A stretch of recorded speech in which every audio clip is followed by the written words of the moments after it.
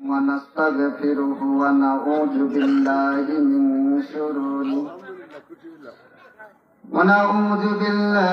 من شرور أنفسنا ومن سيئات أعمالنا من يهد الله فلا مضل له وما يضلله فلا هادي له أشهد أن لا إله إلا الله وحده لا شريك له ونشهد أن محمدا عبده ورسوله أرسله بالحق بشيرا ونذيرا وداعيا إلى الله بإذنه وسراجا منيرا فقد قال الله تعالى في كلامه المجيد والفرقانه الحميد فأعوذ بالله من الشيطان الرجيم بسم الله الرحمن الرحيم فأما من ثقلت موازينه فهو في عيشة راضية وأما من خفت موازينه فأمه هاوية وما أدراك ما هي نار حامية صدق الله العلي العظيم قال رسول الله صلى الله عليه وسلم كلمتان حبيبتان إلى الرحمن خفيفتان على اللسان ثقيلتان في الميزان وصدق رسوله الكريم সবাই নামাজের ভিতরে আমরা যে দরুদটা পড়ি দরুদটা পড়ি اللهم صل على محمد وعلى آل محمد كما صليت على إبراهيم وعلى آل إبراهيم إنك حميد مجيد اللهم بارك على محمد وعلى آل محمد كما باركت على إبراهيم وعلى آل إبراهيم إنك حميد مجيد মদিনা যাইতে পারলাম না মদিনা দেখতে পারলাম না মদিনা যাইতে পারলাম না মদিনা দেখতে পারলাম না আমি অসহায় তাই তো দূরে রই আমি অসহায়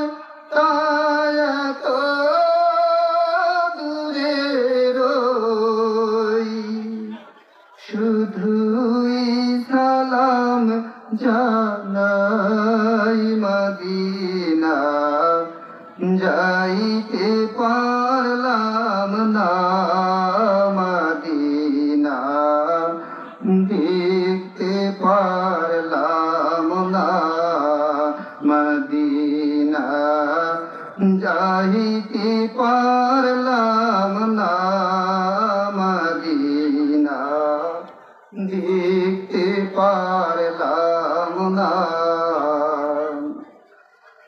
মদিনা। নাম কত মধু,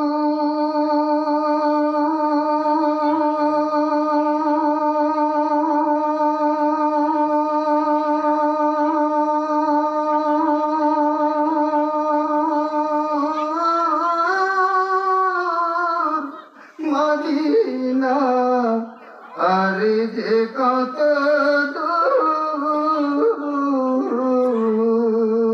দূরে, ওই মদিনার পথের ধুলি গায়ে মাখতে পারলাম না মদিনা, যাইতে পারলাম না মদিনা, দেখতে পারলাম না।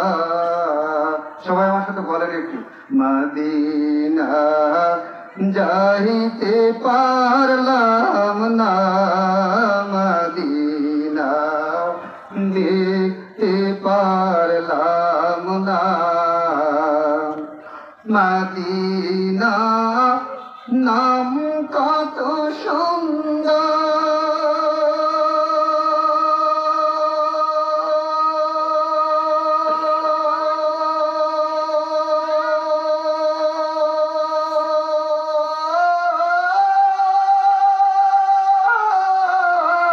মদিনা কেড়েছে অন্তর, পাখির নেই ডানা থাকিলে, পাখির নেই ডানা থাকিলে, যেতাম মদিনা মদিনা, যাইতে পারলাম না মদিনা, দেখতে পারলাম না মদিনা, যাইতে পারলাম না মদিনা, দেখতে পারলাম না।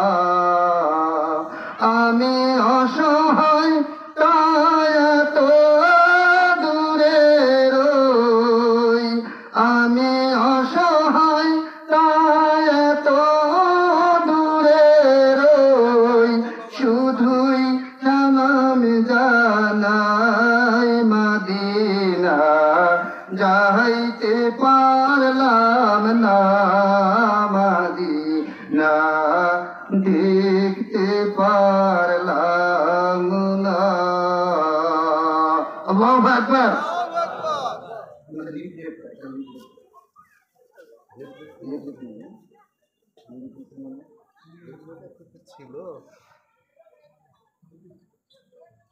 যাই হোক, টিকরি পশ্চিম পাড়া জামে মসজিদের উন্নয়ন কল্পে বার্ষিক এই ওয়াজ মাহফিলের সম্মানিত সভাপতি, আমাদের অত্যন্ত শ্রদ্ধেয় এবং অত্যন্ত কাছের আমাদের শ্রদ্ধেয় স্যার আব্দুল মালিক স্যার, তো আপনাদের এলাকারই প্রতিষ্ঠান, স্বনামধন্য প্রতিষ্ঠান এই একটা লিফলেটটা নিয়ে আমার লিফলেট কাগজ কাগজ সবার ফারুকের কাছে আছে, অত্যন্ত পরিচিত একজন মুখ, বিশেষ করে মধুপুরের আমরা যারা চলাফেরা করি, আপনাদের এলাকার লোক তার সম্পর্কে আসলে এত কিছু বলার অপেক্ষা রাখে না। সবচেয়ে বড় কথা হলো যে আমাদের চোখে একজন সমাজসেবক, একজন শিক্ষাবিদ, শিক্ষার আলোকে ঘরে ঘরে পৌঁছে দেওয়ার জন্য আপ্রাণ চেষ্টা করতেছেন, করছেন, করবেন যতদিন মহান রব্বুল আলামিন বাঁচিয়ে রাখবেন। আজকের এই সভার সভাপতিকে মহান রব্বুল কারীম একজন দিনী মানুষ হিসেবে কবুল করুন, আমরা সবাই বলে আমিন। আমার আগে আপনাদের মসজিদের সাথে ইমাম মহোদয় অত্যন্ত গুরুত্বপূর্ণ কিছু আলোচনা করতেছিলেন। হয়তো সময় স্বল্পতার কারণে তার আলোচনা সেইভাবে শেষ করতে পারেননি, তবে আমি মনোযোগ দিয়ে শুনেছি। অত্যন্ত সুন্দরভাবে তিনি আলোচনা করতেছিলেন।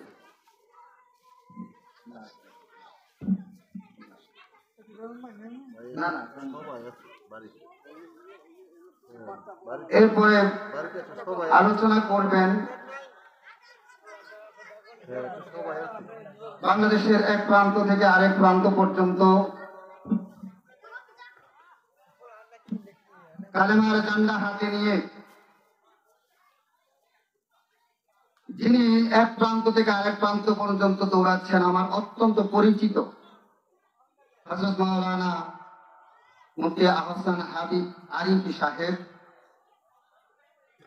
আমার সাথে আরেকজন মুরব্বী বসে আছেন, আমাদের মধুপুরের অত্যন্ত পরিচিত মুখ এবং প্রাথমিক শিক্ষকদের মধ্যে সবথেকে সম্মানিত ব্যক্তিত্ব। উনিও অত্যন্ত পরিচিত একজন মুখ।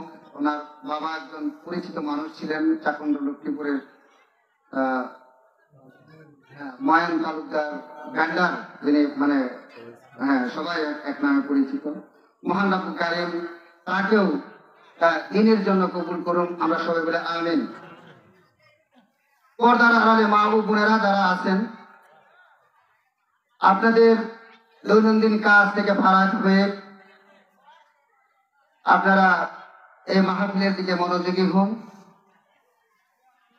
পর্দার আড়ালে সতী সাথী মা ও বোনদের প্রতি সহ এই মাইকের আওয়াজ যত দূর পর্যন্ত যাচ্ছে, যারা শুনতেছেন, ইসলামের রীতি অনুযায়ী আরেকবার আপনাদেরকে সালাম দিচ্ছি, আসসালামু আলাইকুম ওয়া রাহমাতুল্লাহ। মহতারাম হাজিরিন, আজকে প্রথমে কিছু উপলব্ধিমূলক কথা আপনাদেরকে বলে নিচ্ছি, তারপরে মূল আলোচনায় আমি যাব। যেটুকু সময় কর্তৃপক্ষ আমাকে দিয়েছেন, ইনশাআল্লাহ তাআলা এই সময়টুকুর মধ্যেই আমার তেলাওয়াতকৃত আয়াত এবং পঠিত হাদিস আপনাদের সামনে যতটুকু সম্ভব ব্যাখ্যা করার জন্য চেষ্টা করব ইনশাআল্লাহ তাআলা। তার আগে বলি, এই যে আপনারা কিছু মানুষ এখানে আসছেন, হয়তো মনে করতেছেন এই টিকরি গ্রামের এবং টিকরি গ্রামের আশেপাশে কত মানুষ আজকে মাইকিং শুনেছে, এই মসজিদের উদ্যোগে একটা মাহফিল হবে। অনেক মানুষ শুনেছে, কিন্তু অনেকে আসতে পারেন নাই, আপনারা অল্প সংখ্যক এসেছেন, এই জন্য হয়তো আপনাদের মনটা একটু খারাপ হতে পারে। সেজন্য পবিত্র কোরআনুল কারিমে মহান রাব্বি কারিম যে রেফারেন্সটা দিয়েছেন আপনাদের উদ্দেশ্যে, সেই রেফারেন্সটা দিয়ে আমি আমার মূল আলোচনায় চলে যাব ইনশাআল্লাহ তাআলা। বিসমিল্লাহির রহমানির রহিম। সুল্লাতুম মিনাল আউয়ালিন ওয়া কালিলুম মিনাল আখিরিন। এই সূরা ওয়াকিয়া থেকে, এই সূরা ওয়াকিয়াটা আপনারা অনেকেই পড়েন, কিন্তু আমরা বুঝি না, অর্থ বুঝি না, সেই জন্য আমরা আসলে বুঝতে পারি না যে কোরআন আমাদের কি বলল।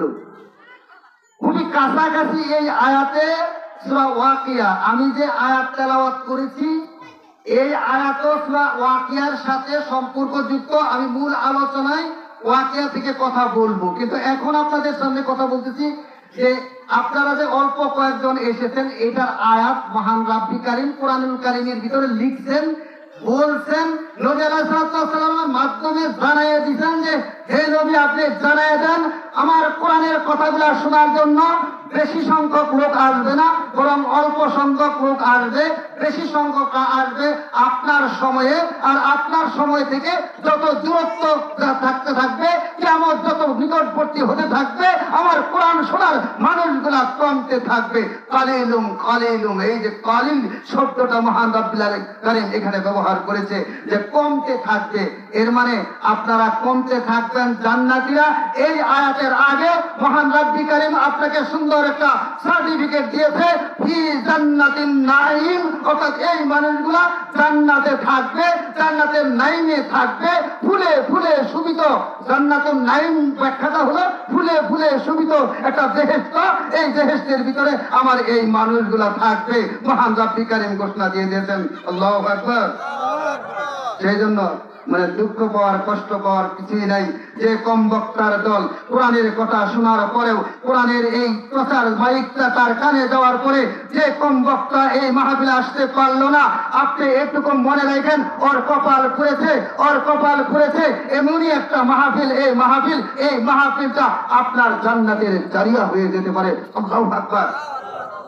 যেদিন থেকে পরিকল্পনা করেছে এই টিকির মানুষগুলো, এই মসজিদের আন্ডারে, মসজিদের নিয়ন্ত্রণে একটা মাহফিল ঘোষণা করা হয়েছে। মাহফিলের চিন্তা করেছে, যখন মানুষগুলো মাহফিলের চিন্তা করেছে, চিন্তা করার সাথে সাথে মহান রব্বুল কারীম ওই আরশে আজিমে ফেরেশতাদেরকে ডাক দিয়ে বলতেছে, ওই আমার ফেরেশতারা, ওই মধুপুর উপজেলায় টিকরি গ্রামে দেখো তো কি যেন আলোচনা হয়, গুনগুন করে মনে মনে যেন ওরা কি চিন্তা করে। ফেরেশতারা বলে, মহান রব্বুল কারীম ওইখানে আপনার কোরআনের কথা হবে, সেগুলা গুনগুন করে মনে মনে চিন্তা করে। আপনি মনে মনে চিন্তা করেন, মাহফিলের ডেট করবেন, মহান রব্বুল কারীম আরশে আজিমে ফেরেশতাদের সাথে আলোচনা করে। আল্লাহু আকবার। আলোচনা হয়ে যাচ্ছে আরশে আজিমে এই টিকরি গ্রাম নিয়ে। কি আলোচনা হয়? ওরা ডেট করবে, মাহফিলের ডেট করবে। তোমাদের মধ্য থেকে রহমতের যে কয়েকজন ফেরেশতা আছে, ওই কয়েকজন ফেরেশতা টিকরি গ্রামে নাজিল হয়ে যাও।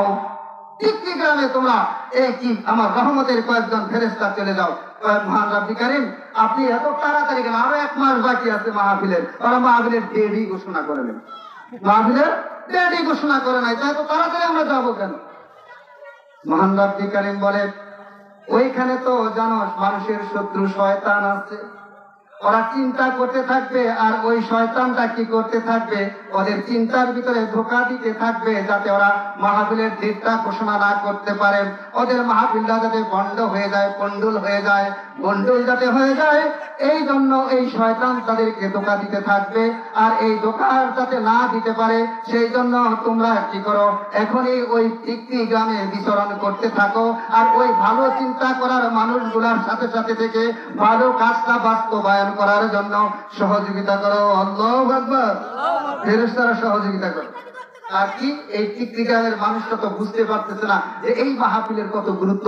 যদি বুঝতে পারতো, পঙ্গপালের মতো মানুষগুলা ছুটে আসতো, আপনারা এই প্যান্ডেলে জায়গা দিতে পারতেন না। আমাদের পোড়া কপাল, আমাদের যে সংবিধানটা দেওয়া হয়েছিল, মানুষের যে সংবিধানটা দেওয়া হয়েছিল, মানব জীবনের জন্য যে সংবিধানটা দেওয়া হয়েছিল, ওই সংবিধান থেকে আমরা অনেক দূরে সরে যাচ্ছি। আর দূরে সরে যাচ্ছি বিরাই পৃথিবীর এক প্রান্ত থেকে আরেক প্রান্ত পর্যন্ত মুসলমান তোমাকে কুকুরের মতো মারছে, তুমি কিছুই বলতে পারতেছ না, মাথা উঁচু করে দাঁড়াইতে পারতেছ না। অথচ এই সংবিধান মুসলমানের হাতে যেদিন ছিল, সেদিন মুসলমান মাথা উঁচু করে দাঁড়িয়েছে, তারপর দুনিয়া তার সামনে মাথা নত করেছে। হযরত ওমর রাদিয়াল্লাহু তাআলা আনহুর জীবনে আপনারা পড়েছেন, সেখান থেকে নিয়ে আব্বাসীয় খলিফা, উমাইয়া খলিফা থেকে উসমানীয় খলিফা ৫১ লক্ষ বর্গ কিলোমিটারের শাসন করেছে, অর্ধ পৃথিবীর শাসন করেছে কোরআনের সংবিধান দিয়ে, কোরআন মেনে। আর এই কোরআন থেকে তুমি যেদিন থেকে দূরে সরেছ, সেদিন থেকে তোমাকে কুকুরের মতো মারছে, আর তুমি কিছুই বলতে পারতেছ না।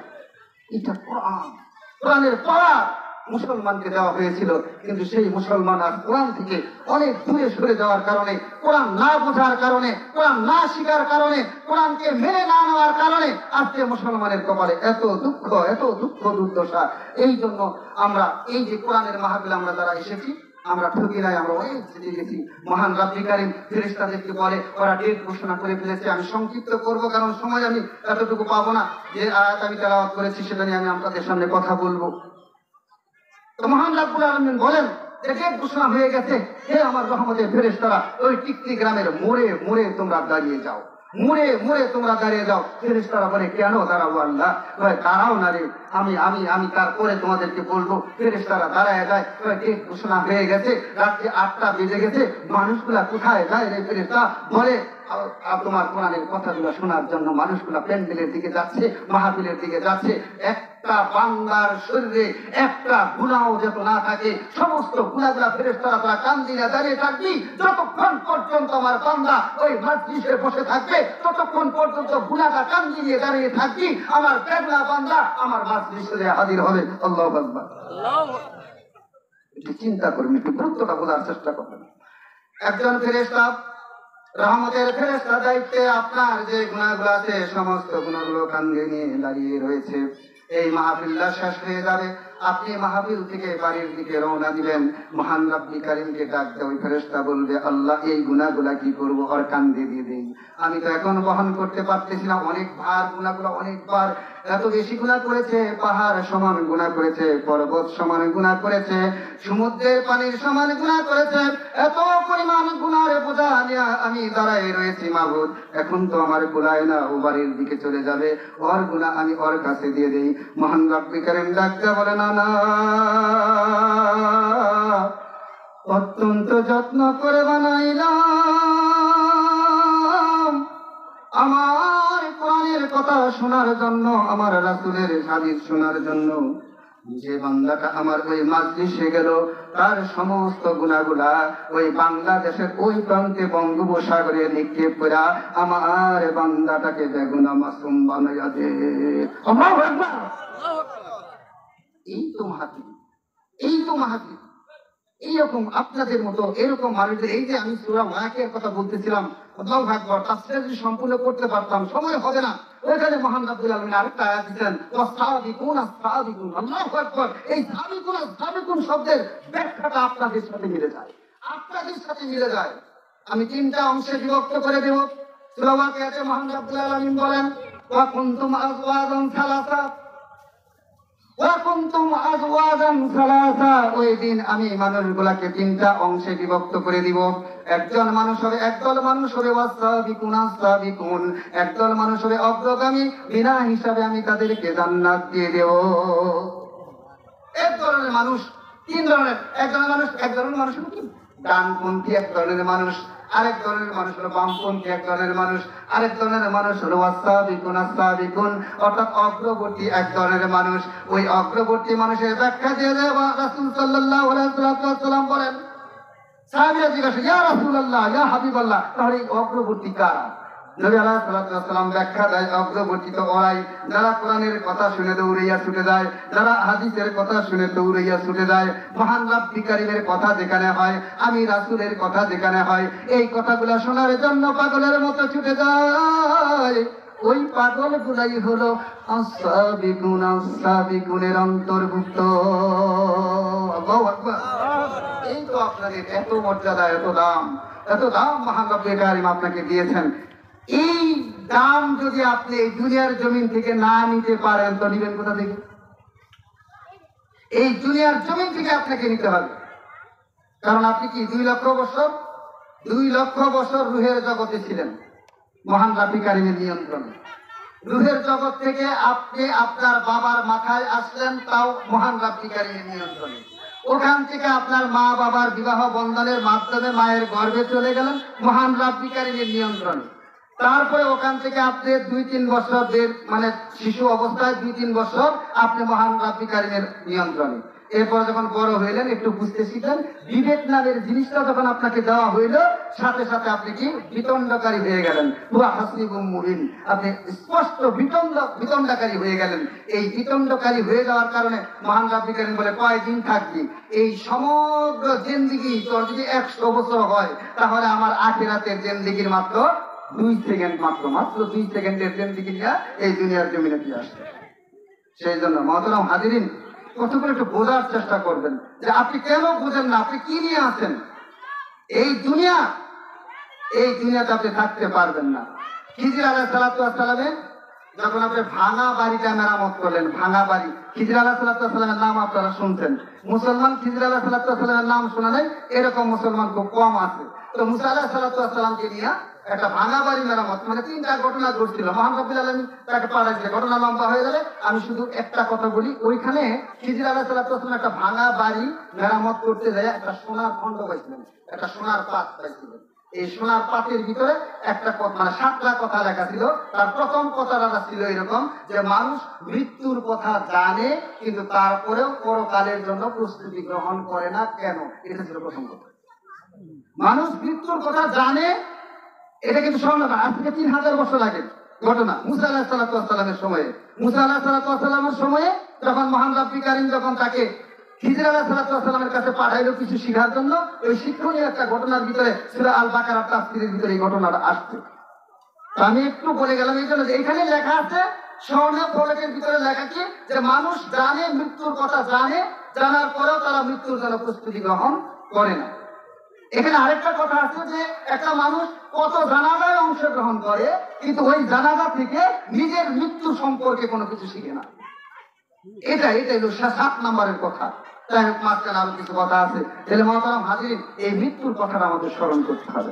আপনি বিশ্বাস করেন, এই যে একটা প্যান্ডেল করছেন আপনি, এই যে কর্তৃপক্ষ প্যান্ডেলটা করছে, সবাটা শেষ হয়ে যাবে, এইটা ভেঙে যাবে, এটা ভেঙে যাবে, ভেঙে ফেলবে। মহান রব্বুল কারীম এটা ভেঙে ফেলবেন। আজকে শুক্রবার, এই শুক্রবারের কিছু আলোচনা করতে চাইছিলাম, 1 ঘন্টা সময় দেওয়া হয়েছে, হয়তো আমি মানে আমার মেন আলোচনায় আমি যেতে পারবো না, তার আগে সময় শেষ হয়ে যাবে। এই শুক্রবারের আসর থেকে এশা পর্যন্ত আদম আলাইহিস সালামকে তৈরি করা হয়েছে। সর্বশেষ সৃষ্টি মানুষ, সর্বশেষ সৃষ্টি। This is the last creation of almighty Allah, আদম আলাইহিস সালাম। তার আগে অনেক ঘটনা আছে, 6 দিন।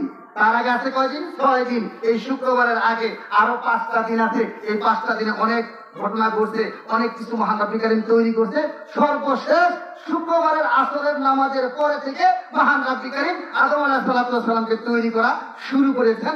এবং ওইখানে যে মাটিগুলা জমায়েত করছেন, মাটিগুলা জমাইছেন, এই মাটি জমাইত মাটি, এই জমা থেকে, এই জমা শব্দ থেকে এই জুমা শব্দের, জুমাবারের শব্দটা আপনার এই শুক্রবারের নামকরণ করা হয়েছে। ওখান থেকে আদম আলাইহিস সালামকে বানানোর সময় যে মাটিগুলা জমায়, ভারতবর্ষ থেকে মাটি নেওয়া হয়েছে, আরব থেকে মাটি নেওয়া হয়েছে, বিভিন্ন জায়গায়, পৃথিবীর জায়গা থেকে মাটিগুলা নিয়ে সুন্দর করে যে আপনার সাজাই কি করছে, জমাই করছে, যে ইটের ভিতরে যেরকম মাটি করা হয়, করা হয়, ওই রকম মাটিগুলাকে গুলে গুলে গুলে গুলে একত্রিত করা হয়েছে। এই জন্য কিন্তু আজকে এই জুমাবারের নাম হলো, মানে আমাদের এই শুক্রবারের নাম হলো জুমাবার আর কি। তো যাই হোক, এই শুক্রবারে আবার কি করবেন মহান রব্বুল কারীম? এই পৃথিবীটা ধ্বংস করে দিবেন। এই শুক্রবারে পৃথিবীটা ধ্বংস করে দিবেন মহান রব্বুল কারীম। তো ধ্বংস করে দিবেন মহান রব্বুল কারীম, এই কথাটা বুঝানোর জন্য, শুধুমাত্র এই কথাটা বুঝানোর জন্য, এই পৃথিবীর মানুষ শুনে রাখো, ধ্বংস করে দিবেন মহান রব্বুল কারীম এই বিশ্বজগৎ। Gravitation will be completely stop. মাধ্যাকর্ষণ শক্তিকে একবারে বন্ধ করে দিয়ে টোটাল বিশ্বজগৎকে ধ্বংস করে দিবেন। শুধু এই একটা কথা বোঝানোর জন্য এই আরবের জমিতে এই মাক্কি সূরাতে ৮৬টা সূরার মধ্যে ৮৬টা সূরার মধ্যে অধিকাংশ সূরায় মহান রব্বুল কারীম ইয়াউমাল কিয়ামা কথাটা বোঝানোর জন্য নবী করিম সাল্লাল্লাহু আলাইহি ওয়াসাল্লামকে বলেছেন যে আপনি কিয়ামতের কথাটা ওদেরকে বিশ্বাস করানোর জন্য আপনি এই কথাগুলো বলেন। আল কারিয়াতু মাল কারিয়া, আল্লাহু আকবার। এখান থেকে আমি তেলাওয়াত করেছি 101 নাম্বার সূরা, 101 নাম্বার সূরার 114টি সূরার মধ্যে, কোরআনুল কারীমের 114টি সূরার মধ্যে 101 নাম্বার সূরা। ওই সূরা থেকে আপনাদের সামনে শেষ 6 নাম্বার আয়াত থেকে শেষ পর্যন্ত তেলাওয়াত করেছি। সরল বাংলাগুলো আপনাদের সামনে আগে বলবো, তারপরে এর ব্যাখ্যায় চলে যাব ইনশাআল্লাহ তাআলা। সরল ব্যাখ্যা, মহান রব্বুল আলামিন বলেন, ফাআম্মা মান সাকুলাত মাওয়াজিনুহু, ফাআম্মা মান সাকুলাত, ওই দিন যার কি হবে, মিজানের পাল্লা যার ভারী হবে, তার জীবনটা হবে কতই না সুখময়। যার মিজানের পাল্লাটা হালকা হয়ে যাবে, তার স্থান হবে হাদিয়া দুজক, তার স্থান হবে হাদিয়া দুজক। আর এই আগে এটা 6 নাম্বার থেকে, আর প্রথম কথাটা কি মহান রব্বুল আলামিন বলেন? আল কারিয়াতু মাল কারিয়া, وما أدراك ما القارية। এই কারিয়া শব্দটি মহান রব্বুল কারীম তিনবার ব্যবহার করেছেন, ধমক দিয়ে ব্যবহার করেছেন। এমন একটা ঘটনা ঘটবে, এমন একটা দুর্ঘটনা ঘটবে, যে দুর্ঘটনার মধ্য দিয়ে আমি এই দুনিয়ার এই সমস্ত স্ট্রাকচার গুলাকে ভেঙে খানচুর করে দেব। এই কারিয়া নবী আলাইহিস সালাম বলতে আপনি বলেন কারিয়া এমন একটা ঘটনা, এমন একটা দুর্ঘটনা, এমন একটা মহাপ্রলয় আমি দিয়ে দিব, যে মহাপ্রলয়ের মাধ্যমে এই সমস্ত স্ট্রাকচার গুলা ভেঙে যাবে, সমস্ত স্ট্রাকচার গুলাকে আমি ভেঙে খানচুর করে দেব। এটাই হলো কারিয়া। সূরা আল কারিয়া 101 নম্বর সূরায় মহান রব্বুল আলামিন বলেন ইয়াউমা ইয়াকুনুন নাসু কাল ফারাশিল মাবসুস। আল্লাহু আকবার। ইয়াউমা মানে ওই দিন, বলতেছে ওই দিন মানুষগুলা পঙ্গপালের মতো ছুটতে থাকবে, পঙ্গপালের মতো মানুষগুলা ছুটতে থাকবে। ওয়াতাকুনুল জিবালু কাল ইহনিল মানফুস।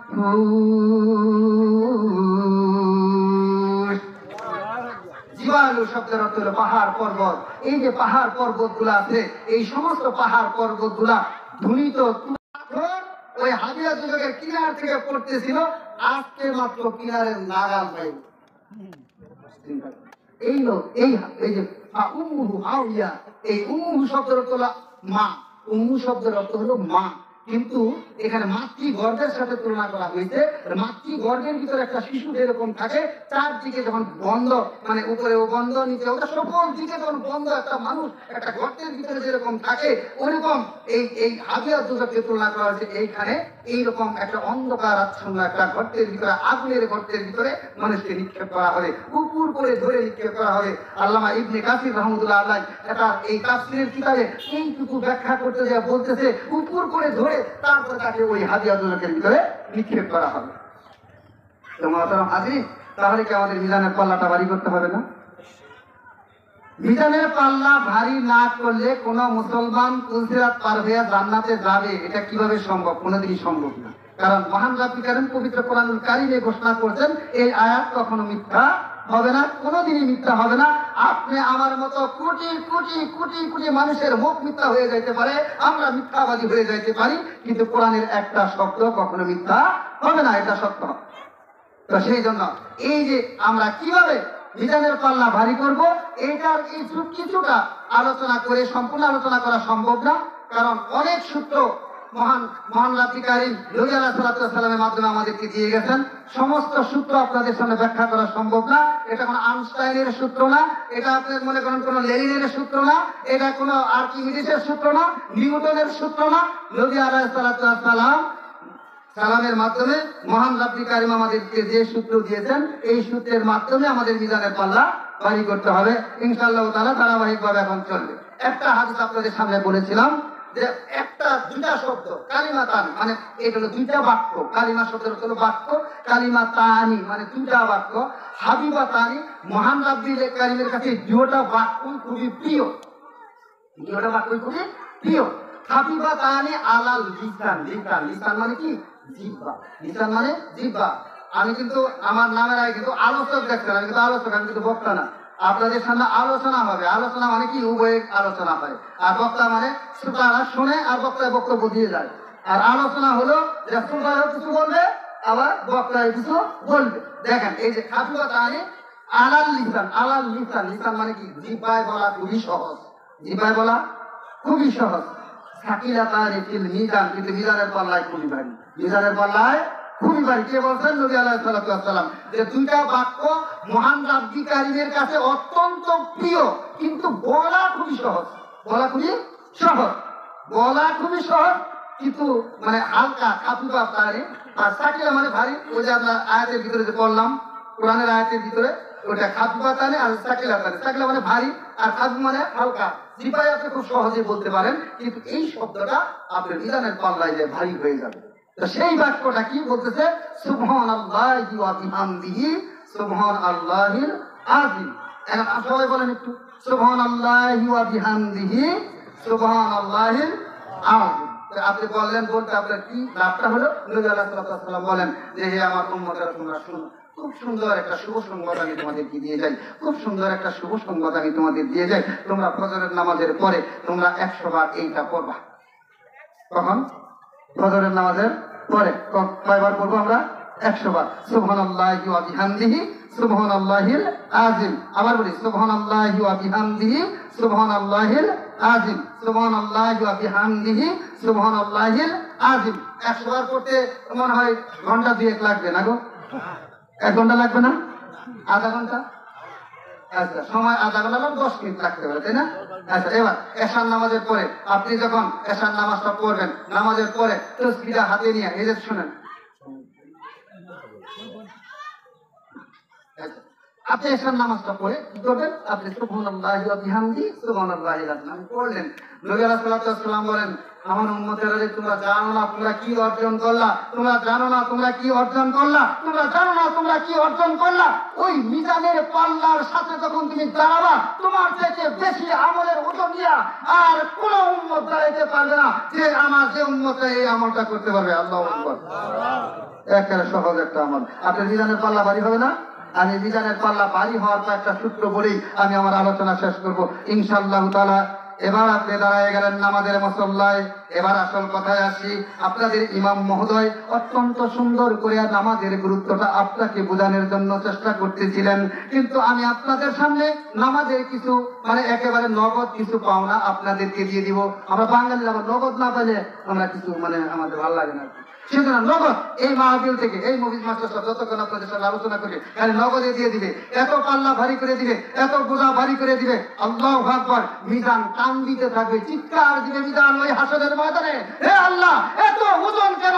তোমার এই বান্দার আমলের ওজন এত বেশি হয়ে গেল, আমি মিজান যেন ভেঙে যাচ্ছি, তাড়াতাড়ি করে ওজনটা সরায় ফেলো, ওজনটা সরায় ফেলো। ফেরেশতাদের ডাক দেয়া বলে মিজান কান্না করা শুরু করে দিয়েছে, মিজান কান্না করা শুরু করে দিয়েছে।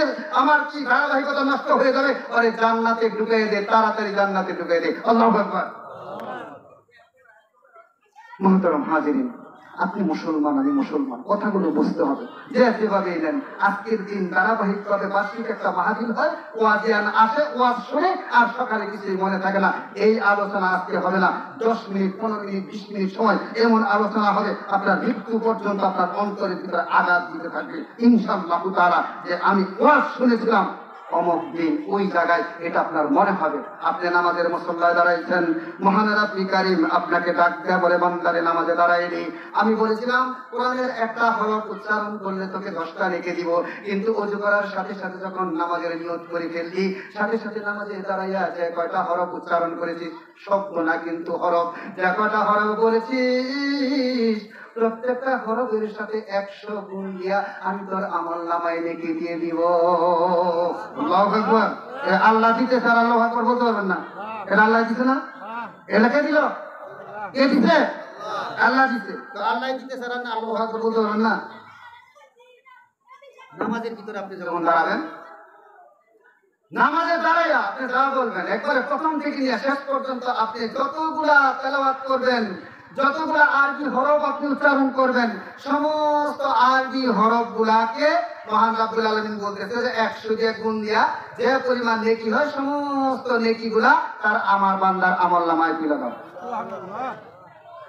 শুধু নেকি গুলা তুলে দিও না, ওই নেকি পরিমাণ যতগুলো গুনাহ আমার বান্দার আমল নামায় আছে ওই গুনাহগুলাও সাফ করে দিয়ে দাও। মুহতারাম হাজিরিন, এইবার আপনি কিন্তু সুন্দর করে রুকুতে চলে গেলেন। আমি একবার একটা বিষয়ের কথা আলোচনা করতেছি, একটা মাত্র সিজদা, একটা মাত্র রুকুর আলোচনা আপনার সামনে করতেছি। আপনি যখন রুকুতে চলে গেলেন, মহান রাব্বি কারীম ফেরেশতাদের ডাক দেয়া বলে, দেখো রে ফেরেশতারা, আমার বান্দাগুলা কত সুন্দর করে আমার সামনে দেখো কত সুন্দর করে মাথাটা ঘুরাইয়ে দিতে, রুকুতে চলে গেছে, আমি কি ওই বান্দাটাকে পুরস্কার দিব না? মহান রাব্বি কারীম ফেরেশতাদের ডাক দেয়া কয়, আমি কি ওই বান্দাদেরকে পুরস্কার দিব না? ফেরেশতারা বলে, মহান রাব্বি কারীম অবশ্যই পুরস্কার দিবেন। তাই জানো না কি পুরস্কার দেব? আমার ওই বান্দাটাকে একটা পাল্লার ভিতরে তুলে দাও, একটা তাগারি পাল্লার ভিতরে তুলে দাও, আর একটা পাল্লার ভিতরে স্বর্ণ তুলে দাও। স্বর্ণ কি তুলে? স্বর্ণ।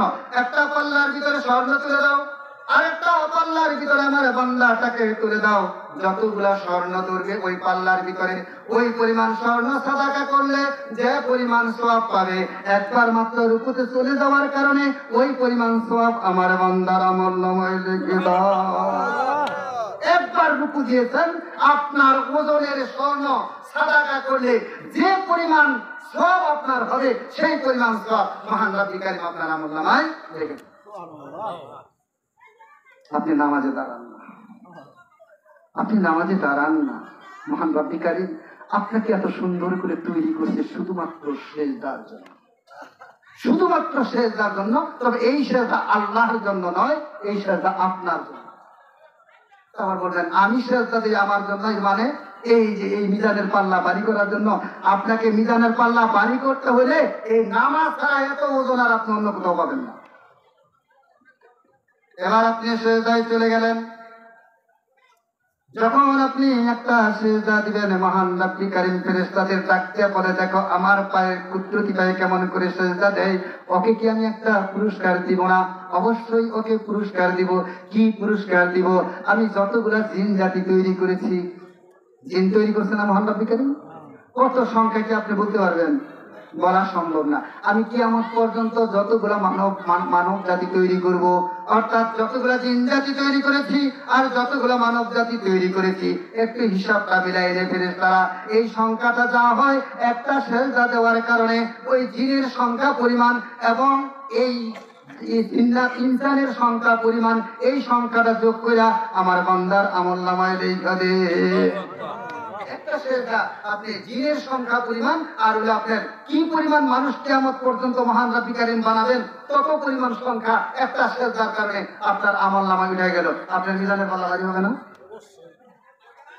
আমরা সেজদা দিতে চাই না, এইখানে শেষ নয়। দেখেন মহান রব্বুল কারীম আপনাকে তৈরি করতে সেজদার জন্য। তাই এটা আবার কেমন কথা হলো?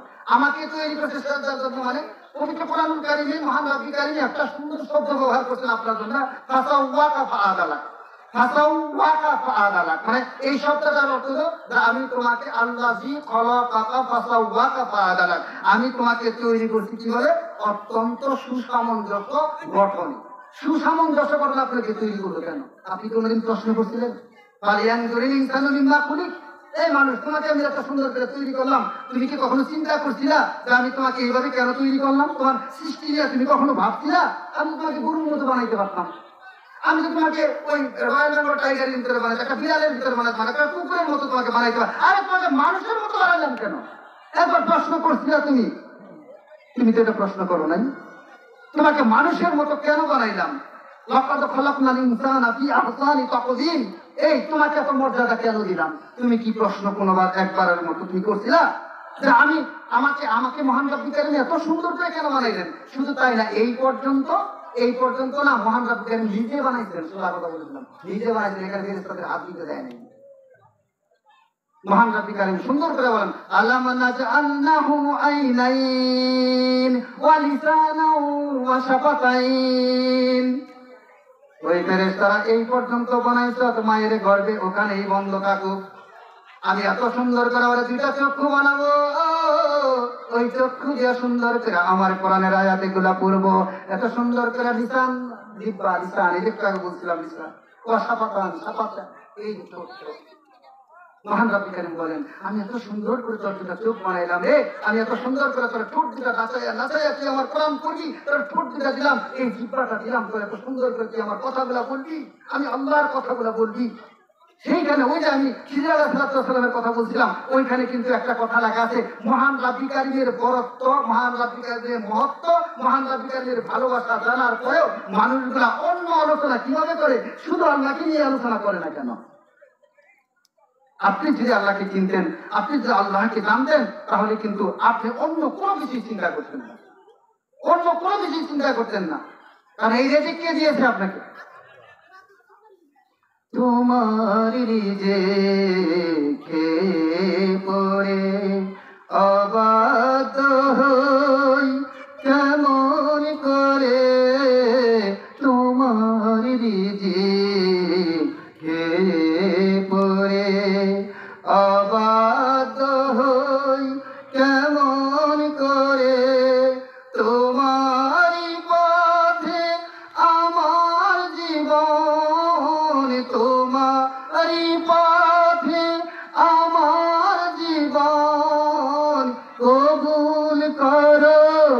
ওগো আল্লাহ সুবহানাল্লাহ আলহামদুলিল্লাহ লা ইলাহা ইল্লাল্লাহ সুবহানাল্লাহ আলহামদুলিল্লাহ লা ইলাহা ইল্লাল্লাহ বলেন সুবহানাল্লাহ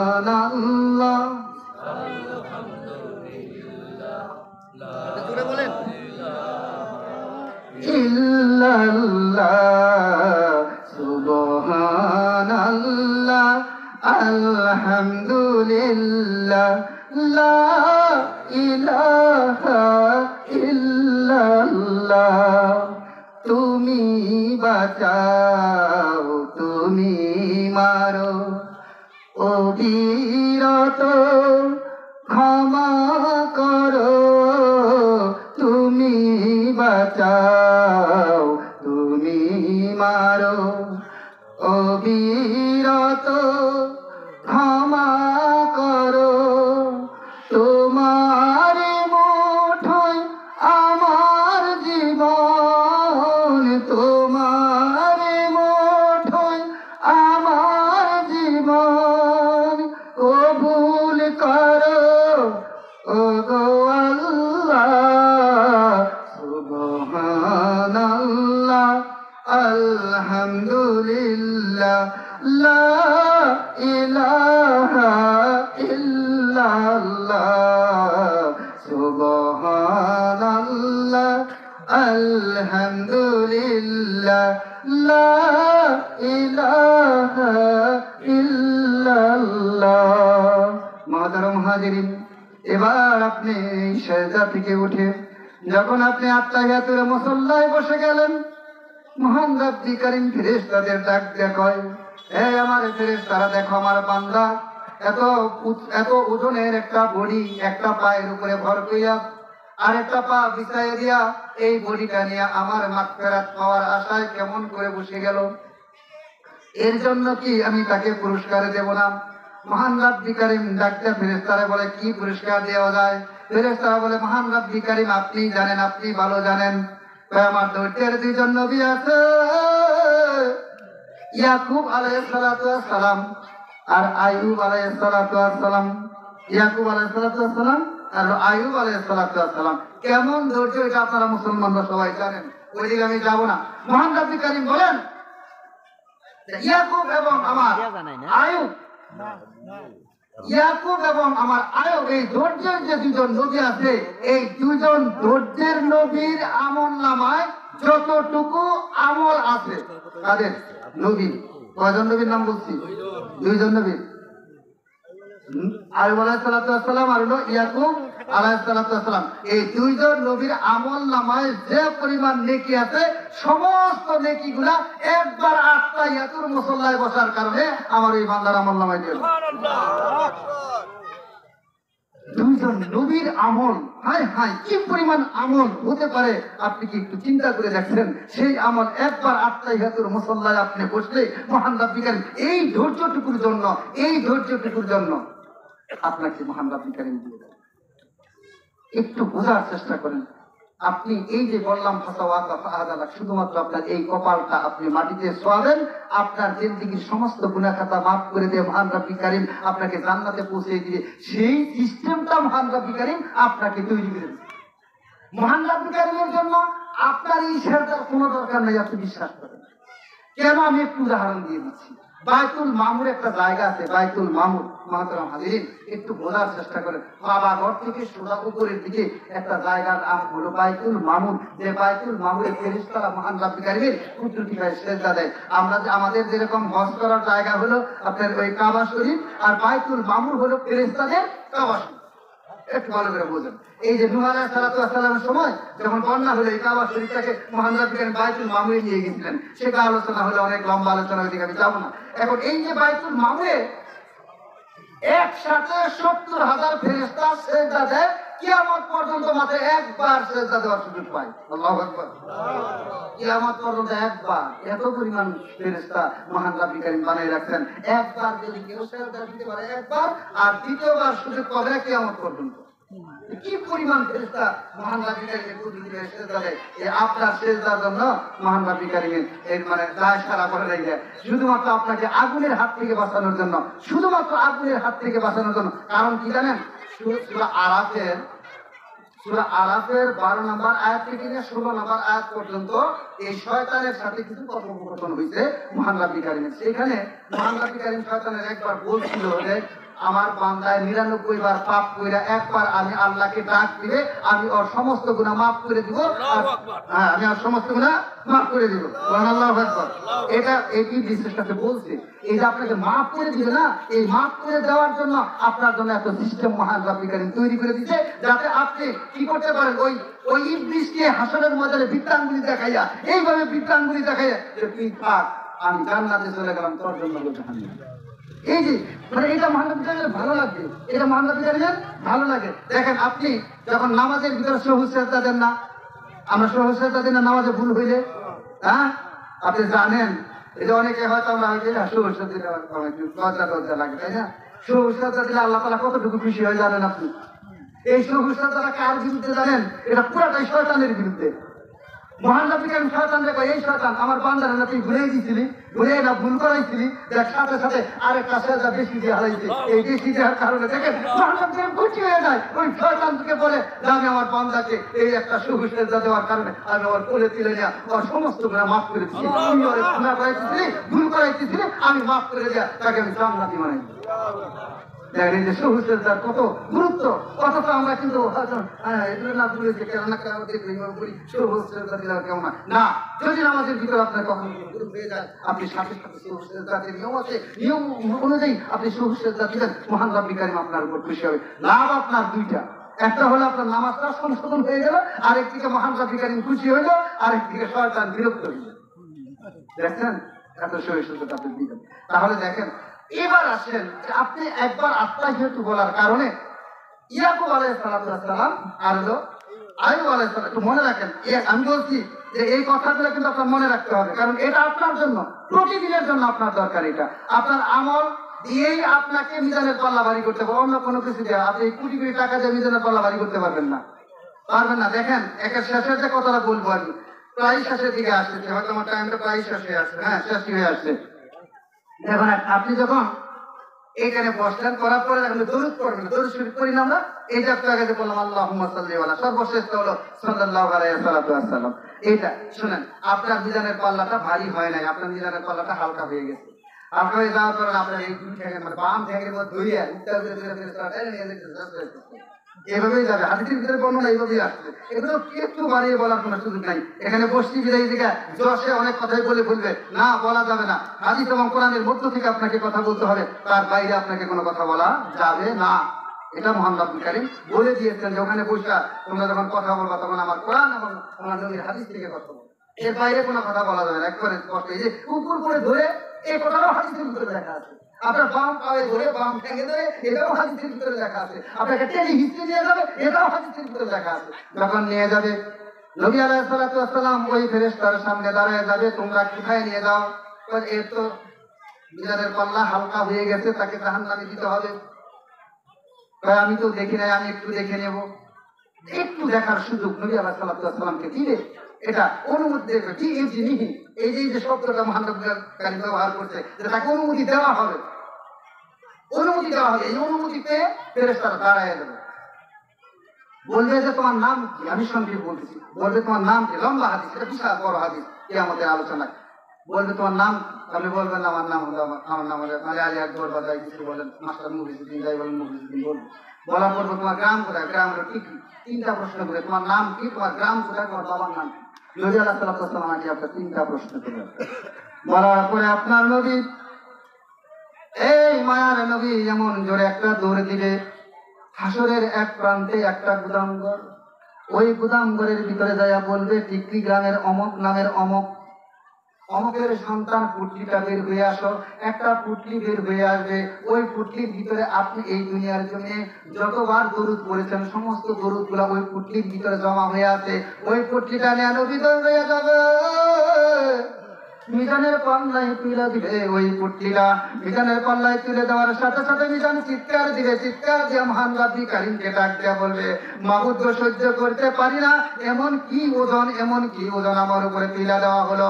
মহান রাব্বি কারীম নবী আলাইহিস সালাতু ওয়াস সালামকে ডাক দিয়ে বলবে, ওজনটা তুলে ফেলেন, তা না হলে আমার হাসরের ধারাবাহিকতা নষ্ট হয়ে যাবে।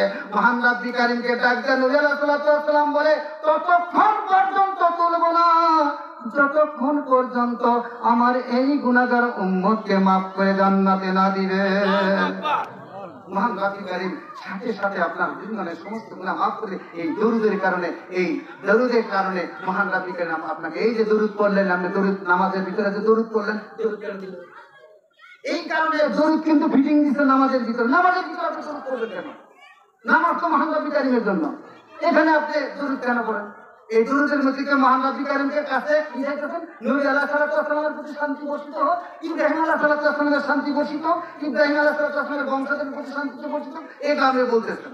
এটা কেন ফিটিং দিচ্ছেন মহান রাব্বি কারীম? একবার কি আপনি চিন্তা করছিলেন যে এই নামাজের ভিতরে দরুদটা মহান রাব্বি কারীম কেন ফিটিং দিলেন?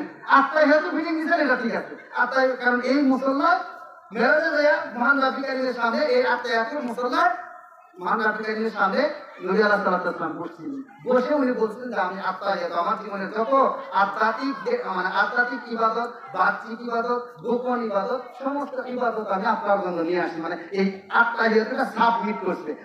বন্ধুর বাড়িতে বেড়াতে গেছে, এই আত্মাহিয়াত কি উপঢৌকন নিয়ে, এই আত্মাহিয়াতটা উপঢৌকন, এটা নিয়ে এটা হলো কথোপকথন মহান রাব্বি কারীমের সাথে নবী আলাইহিস সালাতু ওয়াস সালাম এবং ফেরেশতাদের সাথে কথা হয়েছে। যখন বলে যে আসসালাতু ওয়াসসালামু আলাইনা, এই যে যখন এই যে সালাম বিনিময় হয়েছে, এটা ঠিক আছে, আমরা এইভাবে বসি, আমরা করবো। কিন্তু দরুদটা ফিটিং দেওয়ার কারণটা হলো এই একটাই, আপনি যখন এই মিজানের পাল্লায় যখন আটকে যাবেন, এই পুলসিরাতে যখন আপনি আটকে যাবেন, তখন এই দরুদের গাছটি আপনাকে কি করবে? এই পুলসিরাত এবং মিজানে আপনাকে পার করে দেবেন। আল্লাহু আকবার। মুহতারাম হাজির, এই যে ছোটখাটো কয়েকটা কথা বললাম, দেখেন নামাজ আপনি এইটা শুধু এই জন্য করলাম যে আমাদের যে ইমাম মহোদয় একটু আগে যে ওয়াজ করলেন, উনি একটা হাদিস বলছিলেন, আওয়াজও ইয়া হাসাবু বিহি ইয়াউমাল কিয়ামাতিস সালাহ, এই হাদিসটা উনি শুরু করছিলেন। তো আমি চিন্তা করে আসলাম যে মর্ম বয়ান করবো আজকে, কিন্তু যখন দেখলাম যে না হুজুর এই দিকে যাচ্ছে, আমি ওই হুজুরের দিকে গেলাম যে না, আপনি নামাজটা পড়বেন। কিয়ামতের দিন, কিয়ামতের ময়দানে সর্বপ্রথম আপনাকে নামাজের কথা জিজ্ঞাসা করা হবে, আর কোন আমলের কথা আপনাকে জিজ্ঞাসা করা হবে না। সোজা কথা, এখানে নবী আলাইহিস সালাতু ওয়াস সালাম হাদিস দিয়া এটা বলে দিতে যে সর্বপ্রথম আপনাকে কিয়ামতের দিন নামাজের কথা জিজ্ঞাসা করা হবে, নামাজের কথা জিজ্ঞাসা করা হবে। শুনেন, হাসরের ময়দানে আপনার ঈমান দেখবে না, কারণ ঈমান দেখার জায়গা কবর। ঈমান দেখার জায়গাটা হলো কবর। এখানে আপনাকে তিনটা প্রশ্ন করবে, কবরের ভিতরে আপনার ঈমানের পরীক্ষা হয়ে গেছে। ঈমানের পরীক্ষা হবে কবরে।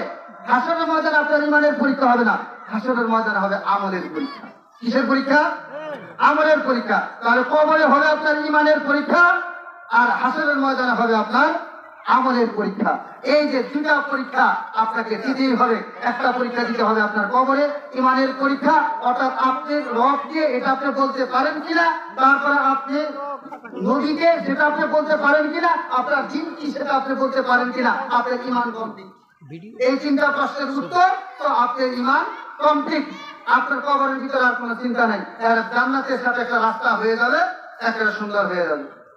তা আপনি নবী আলাইহিস সালাতু ওয়াস সালামকে চিনেন কিনা, নবী আলাইহিস সালাম জানেন কিনা, আপনি কি, তারপর আপনার রবকে এটা, আপনার দিন কি এটা আপনি জানেন কিনা, এই তিনটা প্রশ্নের উত্তর কিন্তু আপনার হবে। আর হাসরের ময়দানে কি হবে? হাসরের ময়দানে খালি মিজানের পাল্লা আপনার আমলে ওজন করতে হবে। এই আমলকে আপনাকে কিন্তু এই দুনিয়ার জমি থেকে করে নিয়ে যেতে হবে। তো সেই জন্য মুহতারাম হাজিরিন, আমি আমার কথা শেষের দিকে আসছি, কারণ আমার সময় শেষ।